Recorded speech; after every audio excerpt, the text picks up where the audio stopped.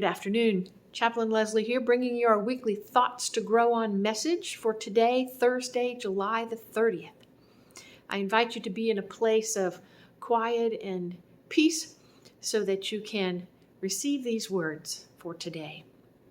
This week I have been thinking of the word compassion, not only its meaning, but whether or not I exercise it enough in my day-to-day life.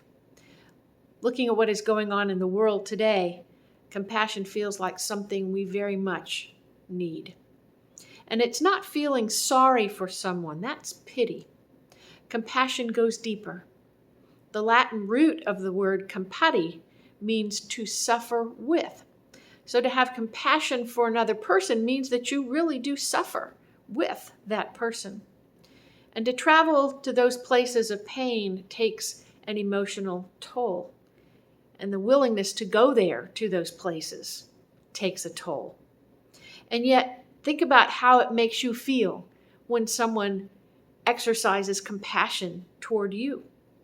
I still remember having a big group project due in one of my seminary classes.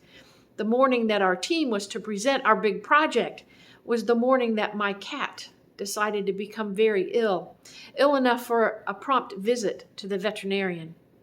I alerted my team members that I would likely be late to class. Fortunately, I arrived just in time, only thinking about the project and apologizing all over the place for almost being late to class that day.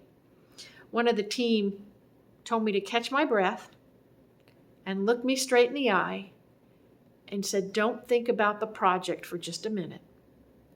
Tell us how your cat is doing."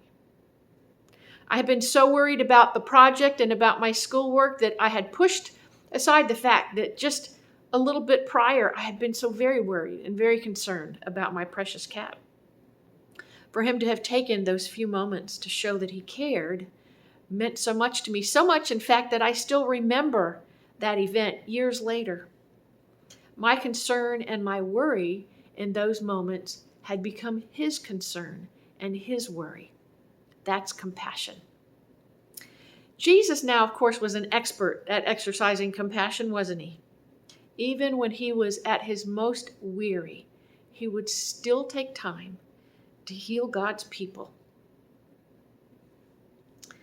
Whenever people suffered, he suffered. He understood because he lived it every day right alongside of everyone else.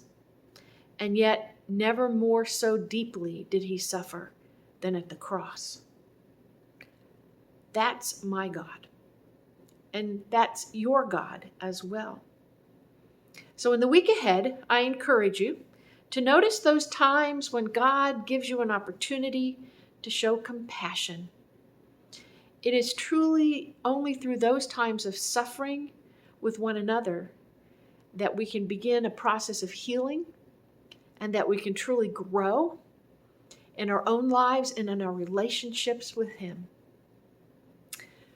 God, may you continue to bless each person on this campus and in our broader community. Bless their families and friends. Keep us safe in these days, God. Amen.